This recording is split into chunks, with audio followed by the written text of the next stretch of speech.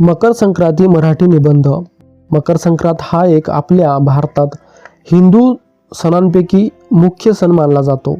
हा सण दरवर्षी 14 किंवा 15 जानेवारीला साजरा केला जातो. या दिवशी सूर्य मकर राशीत प्रवेश करतो, म्हणूनच त्याला मकर संक्रांती म्हणतात. संक्रांतीचा आदला दिवस भोगी या नावाने साजरा केला जातो. या दिवशी शेतात पिकणाऱ्या विविध भाज्यांची एकत्रित भाजी बनवली जाते. त्यात तीळ मिसळले जातात व तीळ लावून बाजरीची भाकरी केली जाते. मकर संक्रांतीच्या दिवशी लोक एकमेकांना तिळगुळ देतात व तिळगुळ घ्या आणि गोड गोड बोला असे म्हणतात.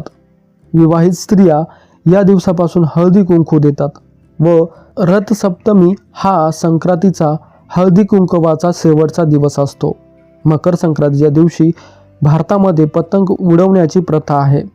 तसेच या दिवशी लोक काळ्या रंगाचे कपडे घालतात, कारण काळी वस्त्रे उष्णता शोषून घेतात. भारतातील वेगवेगळ्या राज्यात मकर संक्रांतीला वेगवेगळ्या पद्धतीने व वेगवेगळ्या नावांनी साजरी केली जाते. संक्रांतीचा दुसरा दिवस संक्रांत म्हणून साजरा केला जातो. या दिवशी कुटुंबातील सदस्य, नातेवाईक, मित्र, तरुण, वृद्ध एकत्र येतात आणि एकमेकांना शुभेच्छा देतात व आनंदी आणि स्वस्थ राहावे हीच या सणाची शिकवण आहे.